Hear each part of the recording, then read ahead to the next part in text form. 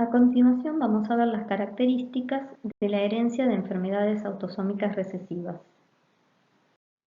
Al igual que las enfermedades dominantes, las enfermedades recesivas son relativamente raras en las poblaciones. En este tipo de herencia, los individuos afectados reciben un alelo mutado de cada progenitor. Por lo tanto, quienes están afectados por la enfermedad son homocigotas. Los progenitores en general son portadores sanos porque tienen un alelo mutado y uno normal en el locus responsable de la enfermedad. Los individuos portadores de un alelo mutado por lo general no manifiestan síntomas de la enfermedad y por eso se denominan portadores asintomáticos. Los portadores heterocigotas de las enfermedades con herencia autosómica recesiva son mucho más frecuentes que los homocigotas afectados. Por eso, ambos progenitores suelen ser portadores sanos. Como se ve en el cuadro de Punnett, una cuarta parte de la descendencia de estos heterocigotas pueden ser afectados. La mitad son portadores heterocigotos sin manifestación en el fenotipo y una cuarta parte serán homocigotas no afectados. Aunque en el esquema se representa a una hija como afectada, es importante recordar que como se trata de un gen autosómico, los dos sexos tienen la misma probabilidad de heredar el rasgo. En una genealogía de una enfermedad autosómica recesiva, como por ejemplo el albinismo oculocutáneo 1A, se observa que el rasgo puede estar presente en uno o más hijos de progenitores portadores, pero no se presenta en la generación anterior. La presencia de estos saltos de generación del rasgo es una diferencia con respecto a las enfermedades de herencia dominante que se manifiestan en individuos en generaciones sucesivas, como vimos anteriormente. La consanguinidad está presente con mayor frecuencia en las genealogías de enfermedades de herencia autosómica recesiva y se representa con una línea doble en estas genealogías. La consanguinidad es el emparejamiento de personas emparentadas, como ser primos hermanos. Las personas que están emparentadas tienen una mayor probabilidad de tener una misma mutación causante de una enfermedad. Por eso aumenta la probabilidad del nacimiento de un hijo enfermo. Al igual que otras enfermedades genéticas, las de herencia recesiva pueden afectar genes que intervienen en funciones de diferentes tejidos y órganos. Las mutaciones de genes que codifican para enzimas generalmente tienen herencia recesiva. Las enfermedades causadas por mutaciones en genes codificantes de enzimas se clasifican dentro de los denominados errores congénitos del metabolismo. Estas enfermedades tienen herencia recesiva porque la actividad del alelo normal es suficiente para producir niveles funcionales de la enzima. En su conjunto, los trastornos metabólicos de origen genético se presentan aproximadamente en 1 cada 2.500 nacimientos, lo que representa un 10% de las enfermedades monogénicas en los niños. Solamente están afectados individuos con ambos alelos mutados. Como el producto del gen es una enzima, los homocigotas sanos tendrán una actividad enzimática normal del 100%. Los heterocigotas portadores tienen una actividad enzimática reducida y los enfermos, homocigotas para el gen mutado, tienen una actividad enzimática nula o muy reducida, por ejemplo del 0 al 10%.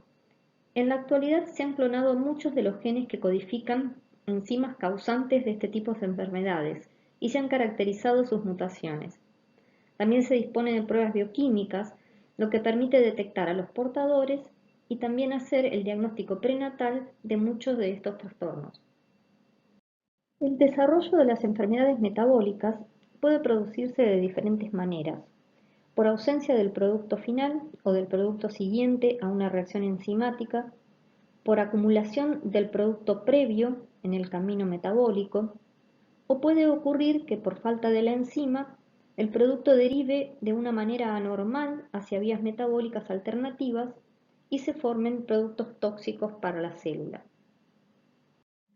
Los defectos del metabolismo del aminoácido fenilalanina permiten ejemplificar estos distintos mecanismos patogénicos y agrupan algunos de los errores congénitos del metabolismo más estudiados. La mutación de la enzima fenilalanina hidroxilasa causa concentraciones elevadas de fenilalanina plasmática y provoca la fenilcetonuria clásica. una enfermedad que puede causar retraso mental severo si no es tratada desde temprana edad. Si la alteración se produce a nivel del paso controlado por la enzima tirosinasa, los homocigotas padecerán un tipo de albinismo, mientras que si la enzima afectada es la oxidasa del ácido homogentísico, entonces se produce una enfermedad leve como es la alcaptonuria. Vamos a ver ahora brevemente estas enfermedades como ejemplo de los mecanismos patogénicos que pueden darse en los errores congénitos del metabolismo. La fenilalanina es necesaria para la producción de tirosina, un aminoácido raro en la dieta que se utiliza para la formación de melanina. Una de las enzimas mejor conocidas en esta vía metabólica es la tirosinasa 1A, que en condiciones normales está activa en los melanocitos que producen la melanina en la piel, el pelo y la retina. Cuando ambos alelos de la tirosinasa 1A son defectuosos, no es posible una producción normal de melanina y se produce el albinismo oculocutáneo 1A, que es el tipo de albinismo más frecuente en las poblaciones de descendencia europea. En este caso, el mecanismo que desarrolla la enfermedad es la falta del producto final, ya que no se forma la melanina por ausencia de la tirosinasa. Debe aclararse que las causas de los defectos de la pigmentación en el ser humano son muy variadas, de manera que la herencia de los defectos de la pigmentación puede ser compleja. Si en el camino metabólico de la fenilalanina, la enzima faltante o defectuosa es la oxidasa del ácido homogentísico, se produce una enfermedad llamada alcaptonuria. La alcaptonuria fue la primera enfermedad metabólica identificada y su descubridor, el médico inglés Archibald Garrod, acuñó la terminología errores congénitos del metabolismo. Garrod propuso que la alcaptonuria se debía a la falta de una enzima que desdoblaba el ácido homogentísico y lo hizo en 1908, antes de que se conocieran las bases bioquímicas de la enfermedad. En la alcaptonuria se produce acumulación del producto previo a la reacción enzimática catalizada por esta oxidasa. El ácido homogentísico produce un oscurecimiento de la orina cuando permanece en contacto con el aire y la luz. Es una enfermedad benigna y los pacientes manifiestan con la edad un síntoma que se denomina ocronosis, que es el oscurecimiento gradual de los cartílagos de la oreja y cartílagos nasales, de la esclerótica y de otros tejidos conectivos. La fenilcetonuria es un trastorno que tiene una incidencia de 1 en 10.000 a 1 en 15.000 recién nacidos vivos dependiendo de las poblaciones. En la mayoría de los casos, la fenilcetonuria se produce por mutación del gen de la enzima fenilalanina hidroxilasa, que es responsable de convertir la fenilalanina en tirosina. La fenilalanina acumulada entra en otras vías metabólicas formando cantidades anormalmente altas de compuestos tóxicos como el ácido fenilpirúvico, entre otros. Estos compuestos tienen efectos neurotóxicos y afectan gravemente al cerebro durante el crecimiento y el desarrollo. La fenilcetonuria debe tratarse con una dieta que restrinja de manera cuidadosa la ingesta de fenilalanina, y esta dieta debe comenzar en el primer mes de nacimiento para evitar daños neurológicos irreversibles. El diagnóstico temprano se basa en la pesquisa neonatal obligatoria, que se realiza junto con el de otros errores metabólicos como la galactosemia y la hiperplasia suprarrenal congénita. La detección se lleva a cabo mediante la recolección de gotas de sangre sobre un papel de filtro y en el caso de la fenilcetonuria se analizan por un método microbiológico relativamente simple. Como vimos en el seminario anterior, las mutaciones tienen efectos a nivel molecular que permiten explicar el carácter dominante o recesivo de un rasgo o enfermedad. En las enfermedades de herencia recesiva, la causa que desencadena la enfermedad es la pérdida de función de ambos alelos, ya que solo los individuos homocigotas para la mutación en un locus determinado manifiestan la enfermedad.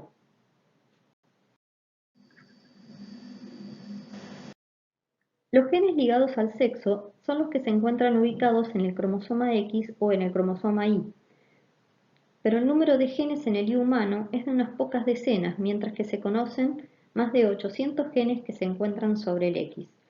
Por eso, nos vamos a enfocar en las características de la herencia y las enfermedades ligadas al cromosoma X. La mayoría de las enfermedades ligadas al X tienen herencia recesiva. Sin embargo, la clasificación dominante o recesiva en las enfermedades ligadas al X en muchos casos es ambigua, debido a los efectos de la inactivación de uno de los cromosomas X en la mujer y también por efecto de la penetrancia incompleta y la expresividad variable. Los cromosomas sexuales humanos son muy diferentes en tamaño y contenido génico. La mayoría de los genes que se encuentran en el cromosoma X no tienen contraparte, o sea, no tienen homólogos en el Y. Las únicas excepciones son las secuencias que se encuentran en las llamadas regiones pseudoautosómicas, que están en los extremos de ambos cromosomas. En estas regiones existen secuencias homólogas entre el X y el Y, sobre todo en la región pseudoautosómica 1, que es la de mayor tamaño. La región pseudoautosómica 1 tiene 2,6 megabases de ADN y es el sitio donde se produce la recombinación entre el X y el Y en la meiosis. Debido a las diferencias de contenido génico entre el X y el Y, se dice que los varones son hemicigotas para los genes ligados al X, con excepción de los que están en la región pseudoautosómica.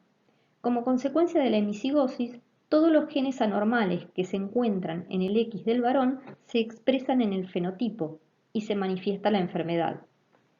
En una región del brazo largo del cromosoma X, cercana al centrómero, se encuentra el gen EXIST, que es responsable de la inactivación de uno de los dos X en las células somáticas de la mujer, un fenómeno también llamado ionización. Durante el desarrollo embrionario, en el macizo celular interno, cada célula selecciona al azar uno de los dos cromosomas X, el materno o el paterno, para ser inactivado. Una vez que se realiza esta selección, todas las células hijas mantienen esa selección de manera que se forman clones con el X paterno inactivo y otros clones con el X materno inactivo. El cromosoma X inactivo forma el cuerpo de Barr, que en condiciones favorables puede observarse como un cuerpo de cromatina condensado en los núcleos en interfase. Como consecuencia de la ionización, las mujeres son mosaicos funcionales para los genes ligados al X. Si bien todas las células somáticas femeninas tienen un cromosoma X inactivo, ese cromosoma no es el mismo en células diferentes, ya que puede ser el materno o el paterno. Este mosaicismo funcional le da una protección a la mujer frente a la presencia de mutaciones perjudiciales ligadas al X. Las mujeres son hemicigotas funcionales para los genes ligados al X y por lo tanto poseen dos poblaciones celulares respecto de esta hemicigosis. El varón, en cambio, es hemicigota obligado en todas sus células y siempre expresa las mutaciones perjudiciales. Aunque la distinción entre herencia dominante y recesiva de las enfermedades ligadas al X puede ser ambigua por efecto de la ionización y de otros fenómenos, se pueden describir algunas características generales de la herencia recesiva ligada al X. En estos casos, por lo general, las mujeres son portadoras y los varones son afectados, como se explicó antes debido a la hemicigosis funcional del sexo femenino versus la hemicigosis obligatoria que existe en el varón. Puesto que una mutación siempre se expresa en el varón, las enfermedades recesivas ligadas al X son más comunes en los varones que entre las mujeres. No existe transmisión de padre a hijo porque los varones heredan el cromosoma X de su madre, mientras que un padre afectado transmite la mutación a todas sus hijas. En la herencia ligada al X, los riesgos de recurrencia son más complejos que en los trastornos autosómicos y dependen tanto del genotipo de cada progenitor como del sexo de sus hijos. Vamos a ver cómo varían los riesgos de recurrencia utilizando unos ejemplos con los cuadros de Punnett. El tipo de emparejamiento más frecuente con el que se transmiten genes recesivos ligados al cromosoma X es la combinación de una mujer portadora y un varón normal. La madre portadora transmitirá el gen de la enfermedad a la mitad de sus hijos y a la mitad de sus hijas, en promedio. Aproximadamente la mitad de las hijas de este tipo de emparejamiento serán portadoras y la otra mitad serán normales. La mitad de los hijos varones serán normales y la mitad, en promedio, tendrán la enfermedad. El otro tipo de emparejamiento habitual es el de un padre afectado y una madre homocigótica no afectada. Aquí todos los hijos varones serán normales, porque el padre solo puede transmitirles el cromosoma Y. Como todas las hijas reciben el cromosoma X del padre, todas serán portadoras heterocigotas. Ninguno de los descendientes manifestará la enfermedad, dado que el padre transmitirá el cromosoma X a sus hijas y no puede transmitírselo a sus hijos. Estos riesgos, a diferencia de del caso anterior, son cifras exactas y no son estimaciones de probabilidad. Un tipo de unión menos frecuente es el de un padre afectado y una madre portadora. En este caso, la mitad de las hijas serán portadoras heterocigotas y la otra mitad, en promedio, serán homocigotas para el gen de la enfermedad y por lo tanto estarán afectadas. La mitad de los hijos varones serán normales y la otra mitad estarán afectados. Podría parecer acá que se ha producido una transmisión de padre a hijo de la enfermedad, pero en realidad el hijo afectado ha recibido el alelo anormal de su madre. La figura representa la genealogía típica de una enfermedad recesiva ligada al X. Este tipo de herencia se caracteriza por la ausencia de transmisión de padre a hijo, la presencia de saltos de generación cuando los genes se transmiten a través de mujeres portadoras y el predominio de varones afectados. Las enfermedades dominantes ligadas al cromosoma X son más escasas que las enfermedades recesivas ligadas al X.